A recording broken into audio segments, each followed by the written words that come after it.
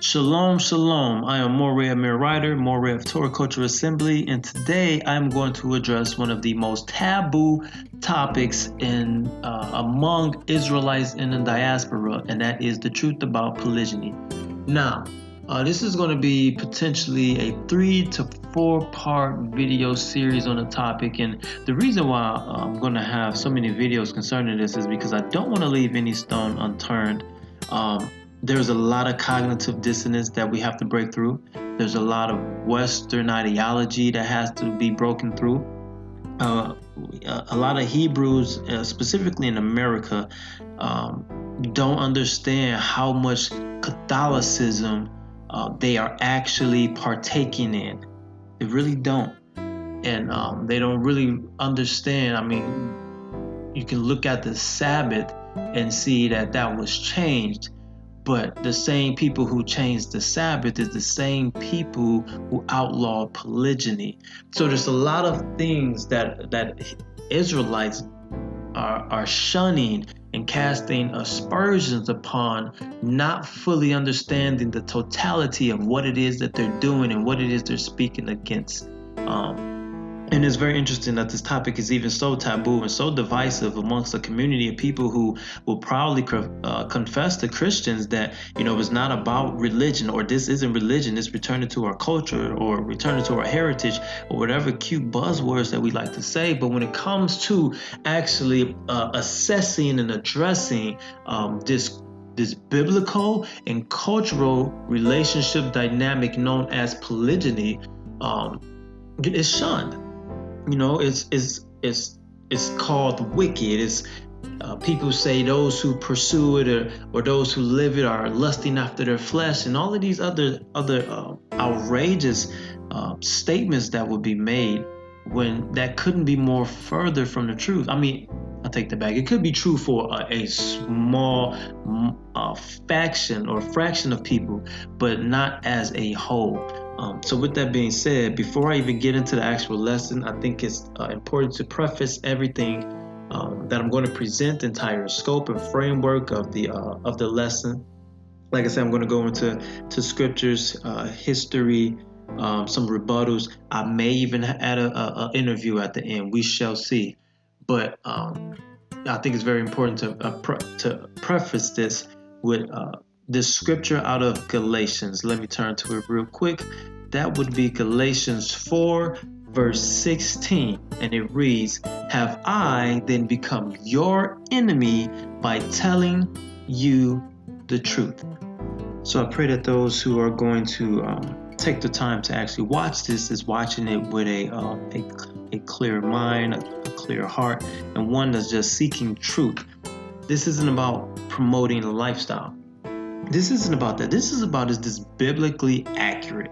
Is this actually lawful? Or was this outlawed at some point? Or was the reading that a lot of Hebrews now have saying that this is actually something that can be practiced? And even some would say even should be practiced. Some become advocates of it. I myself, although as of this very moment, am not one who actively practices, I am an advocate for it because I've seen the fruit of it. I have a point of reference, which a lot of Hebrews are lacking. And that's what causes them to make a lot of assumptions, is because they don't have a point of reference. But nevertheless, this is about whether or not it's biblically accurate. No one has to do it. You don't have to participate in anything like that. This isn't about that. This is about, is it biblically accurate? All right, so without further ado, let's go ahead and get into the lesson of the truth about polygyny. So if you are watching this video just trying to gain an understanding of the biblical truth, right?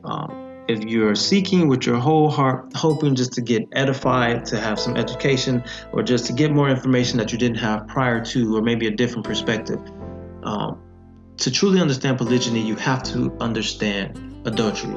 If you misunderstand adultery, that is the building blocks. That is the foundation of miscategorizing polygyny throughout the remainder of the text. All right, so adultery is not how you feel. It's not what you think is wrong or right. That is not adultery. Adultery is also not whatever Western society says it is. Western society is not the standard of morality. We can look around left and right and we can see that is not the case. They are not the standard of morality. So our morality is based off of what it is we say we believe and subscribe to. So if we believe and say we subscribe to this text, then we got to understand what adultery is, because if you misunderstand that, you won't understand the relationship dynamic of polygyny. Now, adultery is mentioned multiple times throughout the Torah. If you are reading, or if you're listening to this, I'm assuming that you already have a good foundation on Torah. But if not, Torah is the first 5 books of the Bible. That's Genesis, Exodus, Leviticus, Numbers, and Deuteronomy. The law of adultery is referenced at least 5 to 6 times. I think it's 6, but 5 to 6 times throughout the Torah.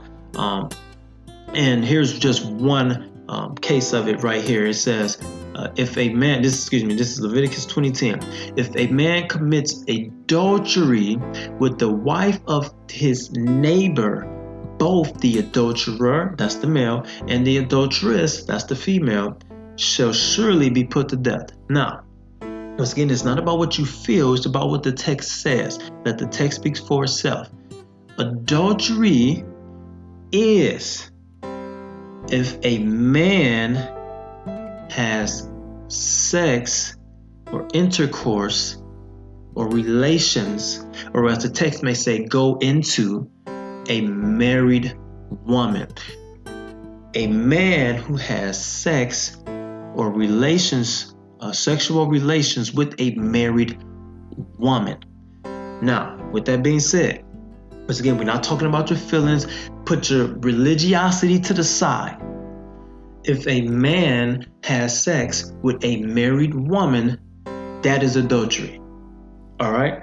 If a married woman has sex with a man, that is adultery. The whole key point of adultery is the woman has to be married.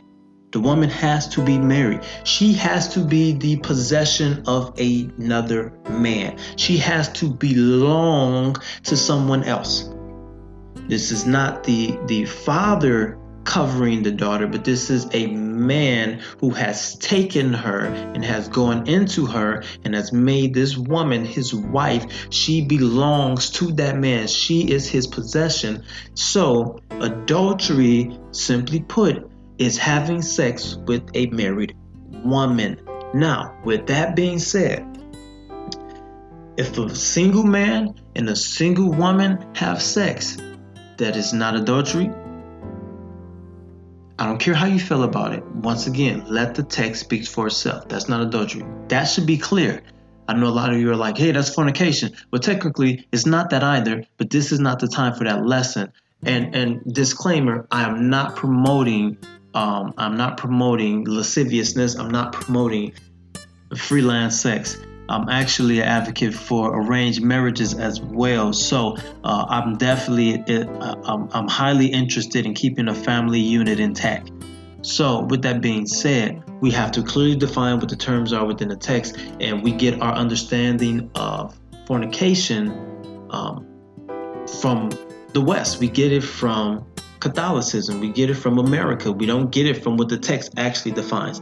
So, but I will address that on another video. I don't want to go off too far onto that. But adultery is simply a married woman, a man being engaged with a married woman. So if the man is married and the woman is single, that is not adultery. I'll repeat, if the man is married and the woman is single, that is not adultery. Adultery is only when the woman is married. Okay? It is only when the woman is married. So if the man is married and has sex with a married woman, that's adultery. If the man is single and has sex with a married woman, that's adultery. But if the man is married and has sex with a single woman, that is not adultery. If the man is single and has sex with a single woman, it's not adultery, nor is it fornication. Okay, let's make sure we understand these things before we continue. All right, I'm gonna give you a minute to digest that. All right, let's move on. So when dealing with the text, you have to carefully observe what the text is saying and what it's not saying. You have to be very careful not to read into the text something that is not there, which is eisegesis. You have to be very careful not to do that. But you also need to ask questions. Why is this here? What is the implications of this? So forth and so on. Like, it's okay to ask questions. We need to be inquisitive when it comes to the text. We're trying to get an understanding, right? So be careful to see what the text is saying and what it's not saying, because sometimes what it's not saying is just as telling and informative as what it is saying. Sometimes. Many things are explicit and some are subtle or implicit. All right, so with that said, let's take a look at Deuteronomy 25, starting at verse 5. If brothers dwell together and one of them dies and has no son, the wife of the dead man shall not be married outside the family to a stranger. Her husband's brother shall go into her and take her as a wife and perform the duties of a husband's brother to her. A quick side note. If anyone is of the mind that this is archaic and it shouldn't be done, or it's unnecessary, or no one does that anymore, I would have to say that notion would be false. The application of this text, specifically this portion right here, is still taking place to this day in the west coast of Africa. All you have to do is look into it. It's still taking place to this day. Now, why is this text important? Because it says clearly what this is, and the purpose of this is to raise up seed for that man who has died, so that his name is not blotted out. Because if you do not have an heir, it is as if you never existed. That's what my elder Murray taught me. That if you don't have an heir, then it is as if you never existed. You become untraceable. Like you cease to exist. You might as well not have been born. So,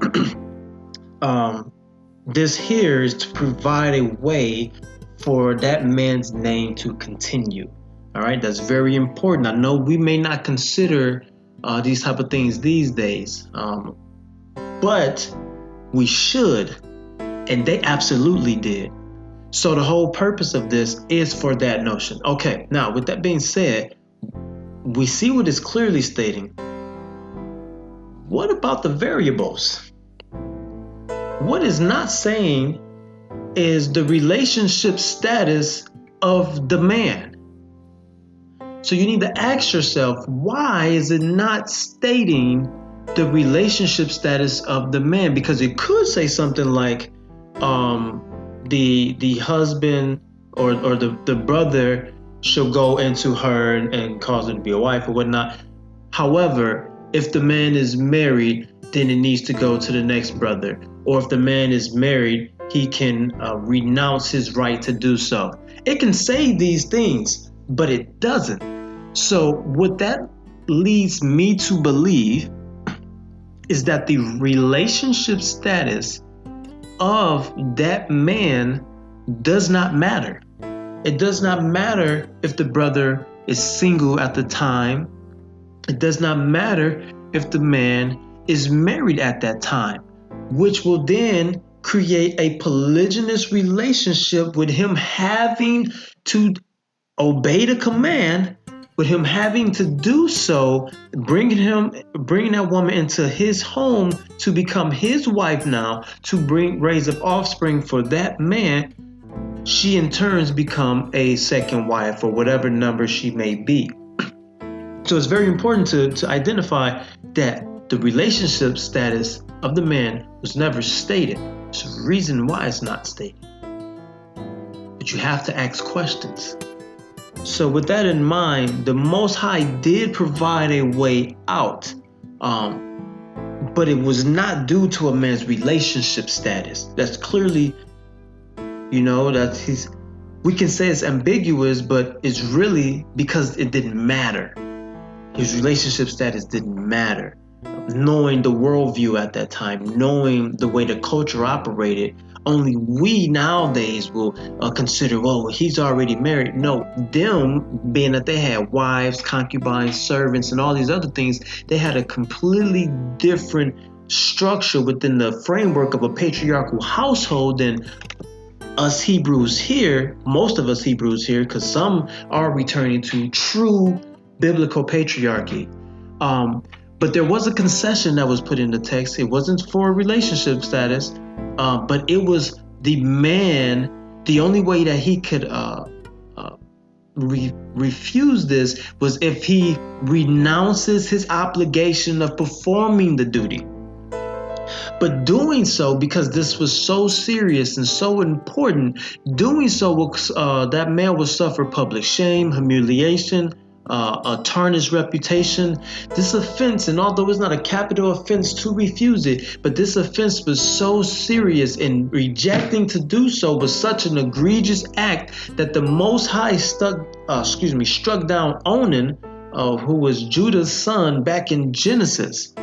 By refusing this, you're essentially saying that you are selfish, that you don't care about your brother, although you're supposed to love your brother as you love who?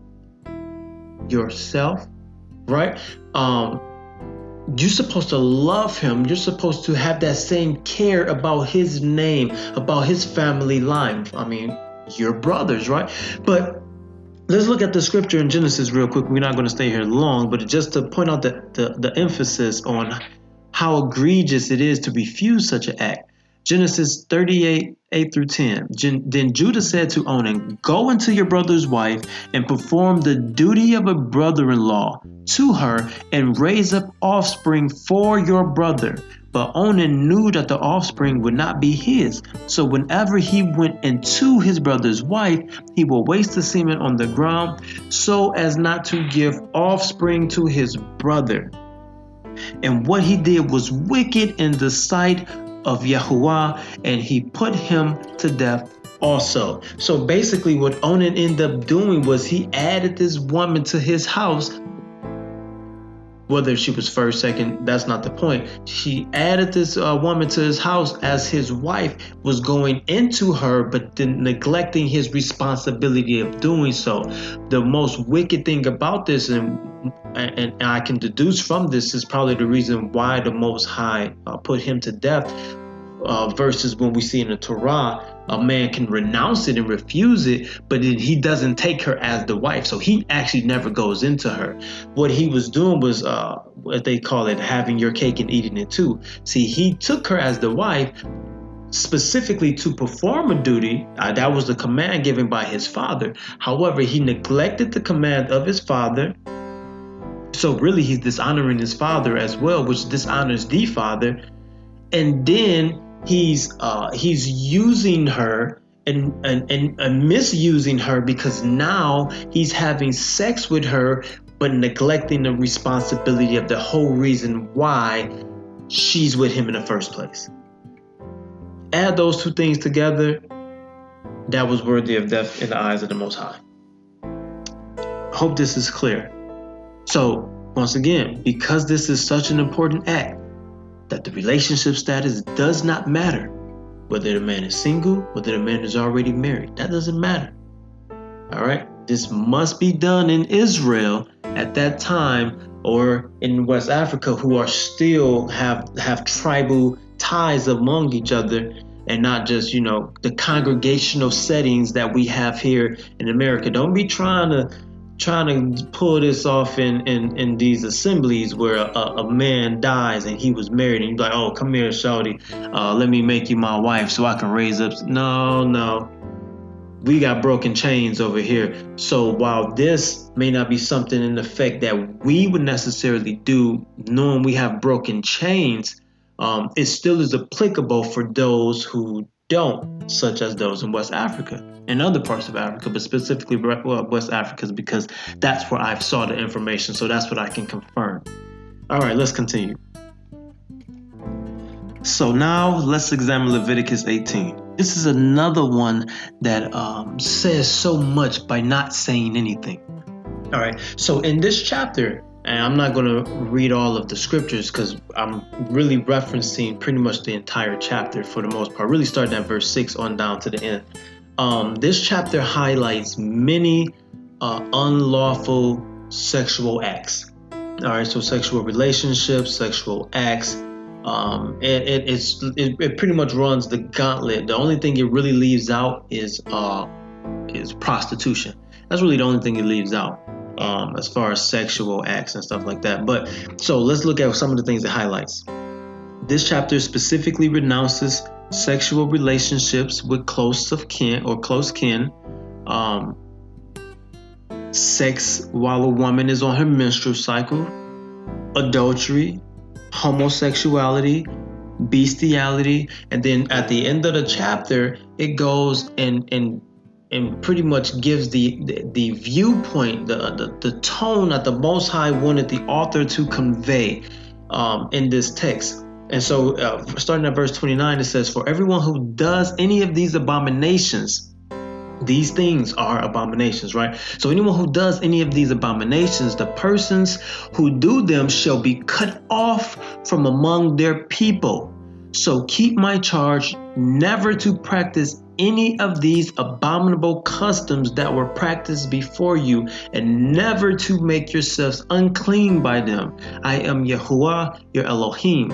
Now, the interesting thing about this, once again, this chapter says so much without saying anything. It's highlighting all of these sexual sins, right? This sexual misconduct that Israel would be cast out for, right? Incest, sex on the menstrual cycle, adultery, homosexuality, bestiality.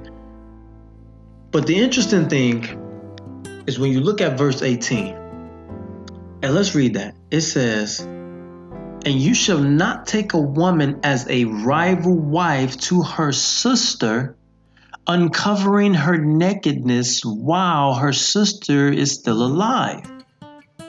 Pause. What is it saying and what is it not saying? Let's read it again. "And you shall not take a woman as what? A rival wife. As what? A rival wife to who? Her sister, and covering her nakedness while who? Her sister is still alive." So this here is saying two women at the same time who are sisters should not be married to the same man. All right, let's break it down again. Two women who are sisters should not be married to the same man at the same time. That is what it's saying.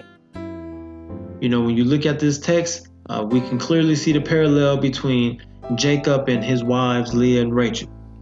We clearly see those parallels. So when the Most High made his covenant, because this is what we are accountable to, right? We're accountable to the covenant. We're accountable to the Most High according to the covenant that he made with us. So when he cut the covenant with us, with our ancestors, right? When he cut that covenant, this codified law that he put in place for our people as our heritage, this is what we became accountable to keep. So that doesn't mean what Jacob was doing was sin. It was not sin. But the Most High decided that for his people, when he set them apart and chose them to be the light to the nations, that he didn't involve this particular relationship dynamic. But when you read the text, what is it saying and what is it not saying? In a chapter that goes over so much sexual misconduct, you know what it did not say? It did not say you shall not have more than one wife. It does not say that you cannot add additional wives. It does not say in any variation anything what I just said. It does not say it in any variation. So it says you do not add women who are sisters, but it does not say that you cannot add multiple women. If the Most High was restricting men and did not want this, he could have easily, remember, this is our code of conduct.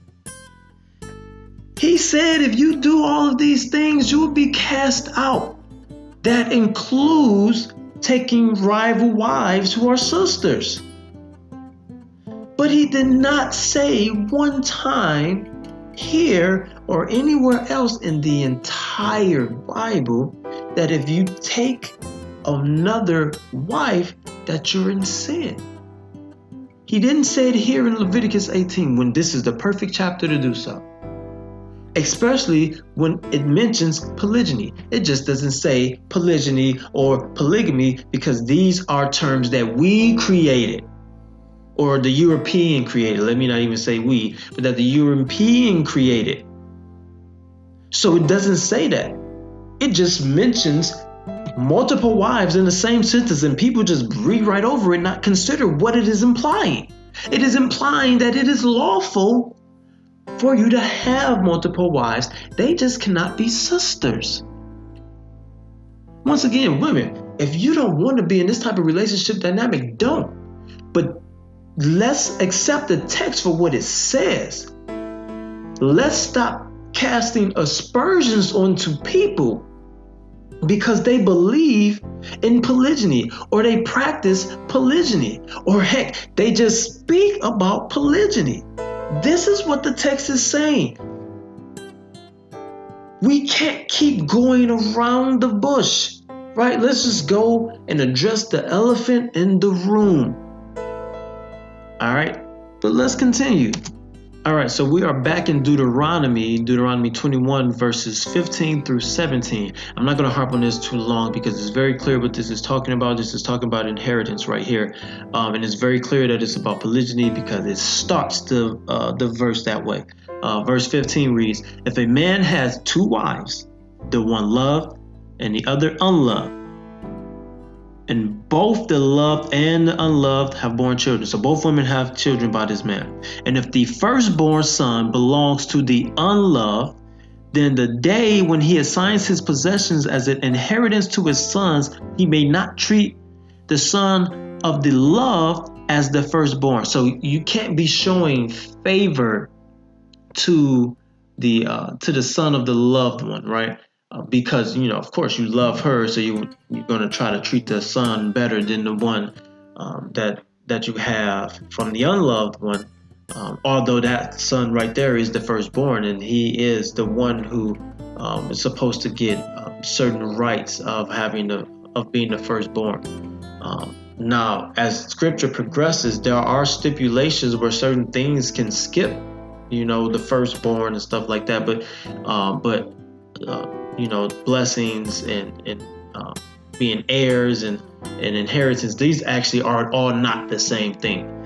But let's continue. Look into those things on your own to get a better understanding of that. But he may not treat the son of the loved as the firstborn in preference to the son of the unloved, who is the firstborn. But he shall acknowledge the firstborn, the son of the unloved, by giving him a double portion of all that he has. For he is the first fruits of his strength, or his loins, right? He came from the man first. He is entitled to something. He's special. The Most High saw fit that he will come onto the earth first. The right of the firstborn is his. So right here we get a glimpse of the Most High shaping and molding and creating order and structure around the framework of polygyny. Right? He's not dismissing it. It's there. They were already practicing it. They were practicing it while this was being penned by the authors. He's creating, or he created the framework for them to go by. Here's the scenario. This is the order. This is the structure, right? So it's very, very clear what this text is saying right here. So let's continue. I'm not going to stay on that any longer. Actually, there is one thing I do want to address real quick. As a father, as a patriarch of my own home, I have my wife, I have my children, I have a certain structure, I have a certain order and processes in place within my own household of certain things. I have certain responsibilities, I have certain orders. I have an order on who's supposed to eat first. I have an order on who's supposed to serve. I have an order or rules and regulations on who cleans what, when they clean it, such and such. But what I want to point out is, as a father, for my children, I will not create a systematic order, or I would not put in place some guideline for my family, especially my children, to give them leeway to do something or to navigate in some arena that I don't want them in. I'm not going to do that. My children are not allowed to freelance on YouTube. They're not allowed to do these things. But if I was to say, right, I have clearly said, y'all do not go on YouTube without permission. That is the law. If you go on YouTube without permission, you're getting in trouble. Period. I don't want you on there. That has been stated. But if I say, when you go on YouTube, what am I saying? I am giving permission.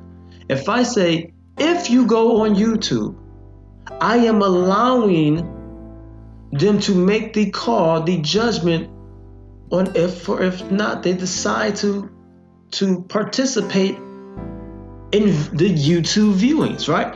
If you do this or when you do that, make sure you don't go to this site. Make sure you stay away from this. Do not watch these type of videos. XYZ. If I say all I want you to do when you go on YouTube, or if you go on YouTube, all you can watch is cat videos. I have not banned YouTube. Well, all I have did was create regulations to govern their actions while they are on that platform. That's all I did. I just created regulations to govern it because I don't want them getting out of control. I know their minds, their children, and stuff on YouTube would just pop up, right? And they can easily be led away in their own mind, in their own flesh, if I give them the allowance to just do whatever it is that their heart desires, because they don't know any better. They don't understand everything yet, right? They don't understand everything yet. I'm governing their actions. Now, what I have said is they can't go on YouTube. So now that is the law. That is the law of my home. You don't go on YouTube. That is the law. Then you must abide by that, and you are held accountable if you break that. Do you understand what the Most High is doing here? He's clearly governing, creating an order and a structure for something that he clearly allows. Not only did he allow it, he sanctioned it. He blessed it. Great men has come from polygynous relationships. You want to know, wicked men will produce wicked men, right? Until some type of divine intervention comes along and gets them to come back to the right path. But you beget what you are. If you're an apple seed and you get planted, you're going to grow up into a tree, and you're going to produce the fruit of which you are, of which you come from. A seed of an apple, an apple tree comes from the seed of an apple. So you're going to produce what you are. So you have great men who have been produced through polygynous relationships. And then you have great men who have been given multiple women, multiple wives. So not only did he allow it, because people try to use that phrase allow to try to degrade it, to bring it lower. So yeah, he just allowed it, but it's not what he wanted. Not only did he allow it, he sanctioned it, he governed it, he blessed it, he ordained it. One of the greatest prophets in the Bible, Samuel, comes from this type of relationship. He was produced from this. We were produced from this. Why would you speak so ill of your ancestors? Who produced you? Let's continue. Exodus 21:10. If he takes another wife to himself, he shall not diminish her food, her clothing, or her marital rights. I'm not going to address this any more than what I've already just said. I just wanted to put that on there just as pretty much like, because it's in the same framework as the other one, where it's showing order and structure within the framework of polygyny. But these two scriptures are always talked about when it comes to polygyny, and so enough people have beat this into the ground that I'm not going to stay on it any longer. Let's continue. So we have many notable men who have participated in polygynous relationships successfully and righteously through the scriptures. You have Abraham, and I have an asterisk there. The reason why I have an asterisk is because I'm going to address this later, but I'm putting it here because most people accredit polygyny to Abraham. But when it comes to my rebuttals, or just maybe later on, I'll actually address the asterisk on there for Abraham. But of course you got Jacob. I have Moses. I have an asterisk on there as well because when he took another wife, the text doesn't actually say that his wife that he had, whether she was still alive. We can assume she was, but so I just put the asterisk there just for the sake of being intellectually honest. But Gideon, many wives. Elkanah, remember who Samuel came from. Elkanah. You have David. You got Solomon, of course, and then you got Joash. Now, the one that I want to focus on right now, because we've heard stories and people argue left and right and go back and forth and present the same narratives over and over and over about the rest of these people, but I never hear anyone mention Joash. So I'm going to present to you Joash.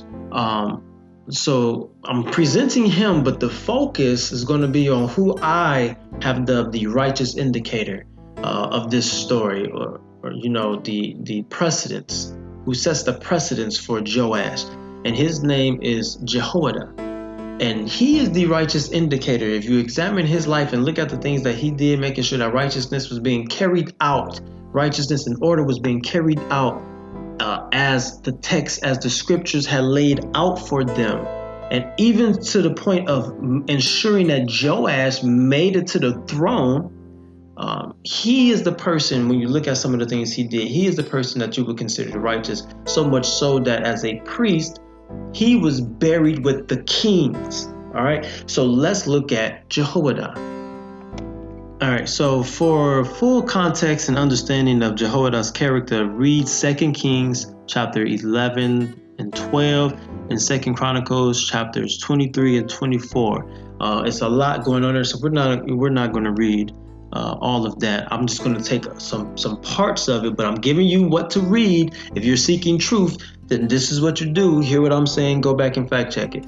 So I gave you 2 Kings chapters 11 and 12, so you can get his character, in 2 Chronicles 23 through 24. All right. So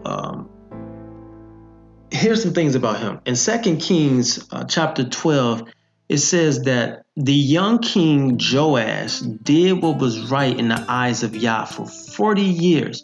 The key thing that it says here, it said Joash did what was right in the eyes of Yah for 40 years. But then it tells the reason why he did so. Okay? It says, in Joash, 2 Kings 12 verse 2, and Joash did what was right in the eyes of Yah all his days because Jehoiada the priest instructed him. So Joash was a young king. He hit the throne when he was 7 years old. He was a young lad, a young king. This is the important. When I read this reminds me, and you listen to my teachings, and I talk a lot about elders, and this reminds me of the importance of having elders, and not the pseudo elders, but real elders who can teach you how to live the book, right? Joash, being young, needing this instruction, even as a king, needing this instruction, having someone of age, elder, a priest at that, to be able to instruct him. It said Joash did what was right in the eyes of Yah all his days because Jehoiada, the priest, instructed him. So Joash did right, and the key word is all his days because Jehoiada instructed him. So he was getting instructions from this man. He was getting instructions from this man. So this man, the things that he was doing was clearly of value to men and to Yah. All right, 2 Chronicles 24, 2 through 3. And Joash did what was right in the eyes of Yah all the days of Jehoiada the priest. All right, let's look at that. So Joash, now we're getting some timelines here. So basically, the entire time that Joash was king up until the death of Jehoiada, Joash did what was right. All right, so we got two witnesses. We got 2 Kings 12:2, and we got 2 Chronicles 24, verse 2. And Joash did what was right in the eyes of Yah all the days of Jehoiada the priest. It mentions this because Joash eventually fell off into some apostasy, but that was after the righteous man Jehoiada passed away. After he died, then Joash fell off. So this is why it's giving you the timeline. Verse 3, 2 Chronicles 24, verse 3, Jehoiada got for him 2 wives, and he had sons and daughters. All right, let's look at this. Matter of fact, let me go ahead and read a little bit on. 2 Chronicles 24, 15 through 16. But Jehoiada grew old and full of days and died. You know what that means when it says "and full of days." Who was the other person who the scriptures say died old and full of days? It's Abraham, a righteous man. He lived a full life. He completed his life cycle. He did everything that he needed to do to live long. You know, it says, honor your father and mother, and your days shall what? So you can clearly see that this had to be a man who honored his parents. Just if you want to just examine what the text says about that, that's one thing that attributes to you living long. But Jehoiada grew old and full of days and died, and he was 130 years old at his death. And they buried him in the city of David among the kings because it's qualifying the statement. So he was buried among the kings because he had done good in Israel towards who? Towards Yah and his house. We have the character in here. Once again, if you go and read what I told you to read, 2 Kings 11 and 12, and then 2 Chronicles 23 and 24, you can see what this man was doing. It says that he did good in Israel toward Yah and toward his house. So this man was so righteous that this priest was buried among the kings. But this same man gave Joash 2 wives. Hear me clearly. This same man gave Joash 2 wives. Gave them to him. And Joash was fruitful and he multiplied sons and daughters. Jehoiada was alive. Remember, Joash did well. He did good. He did good all the days of Jehoiada. So right here, we're seeing this parallel. Who did good? Joash and Jehoiada. Jehoiada and Joash. They both were doing good. So Jehoiada giving a man 2 wives was not wrong. Joash accepting these wives and having children by them were not wrong. They were both in line with the Father. Do we not understand this? Why are we still having this debate? Why are we still trying to criticize this? This man, Jehoiada, gave 2 wives to this man. 2. And was buried among the kings because he did good in Israel toward Yah in his house. What are we talking about? Why is this still taboo? Just accept it and move on. Just don't do it if you don't want to. But accept truth when you hear truth. And if you say that the scriptures is truth, then why are you not accepting it? Why are you steady fighting the truth? You subscribe to this book. No one told you you had to. But are we now picking and choosing as we did as Christians? Are we still doing that? Are we saying the Messiah came and he changed up stuff that the Father already had in place, as do Christians when they speak of this, when they speak of the law?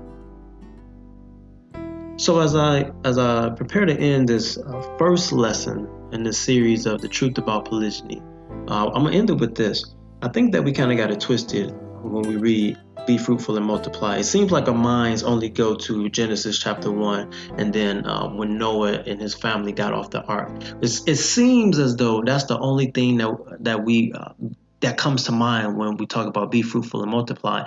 When in reality, if you look through the text, you would be surprised, utterly surprised, how many times it says be fruitful and multiply.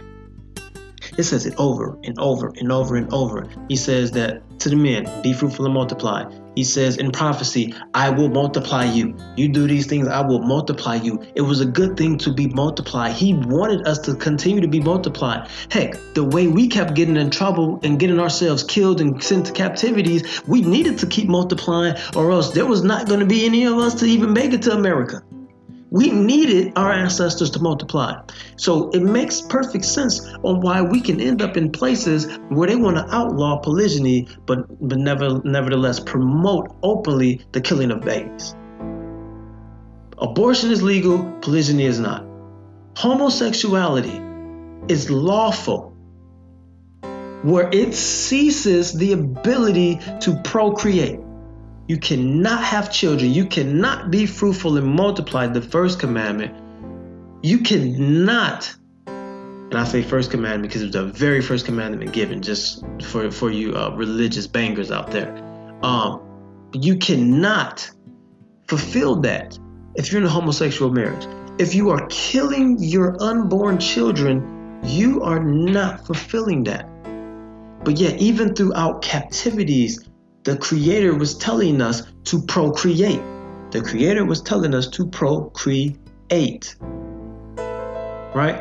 So we're missing something. What better way to do that than polygyny? Just realistically speaking, it makes perfect sense. It makes perfect sense. But even if it don't make sense, guess what? It's in the text. Take the logic out of it. Take the logic out. Let's remove all emotions. Positive, negative, neutral. Let's remove everything. And what does the text say about it? The text says that it's lawful. The text says that it's righteous. The text says that righteous people comes from it, are produced from it. So this is what the text says. Matter of fact, I'm gonna pull it up. I'm going to pull up the be fruitful and multiply point because I know many people won't actually look it up for themselves. So I'll go ahead and do the work for you. Give me 1 second here. All right, here you go. So take a look at the screen. This just gives you an idea of how important it was for us to be fruitful and multiply. Everyone was fearful when we began to multiply. Look at the pharaohs in Egypt. Their whole thing was to stop us from multiplying. What do you think is going on today? They want to stop us from multiplying. They don't want us to have polygyny. They don't want us to have children. They don't want these things. But nevertheless, as we continue with the lesson, I got more scriptures next for the next lesson. I got history. So we're just going to continue to dive into this and just see what the word of the Most High has to say about it, and what does history have to say about it as well. Because we Hebrews love history. We love history. To be honest, I think we love history more than we love the scriptures. So I'm going to present some history, and we're just going to go from there.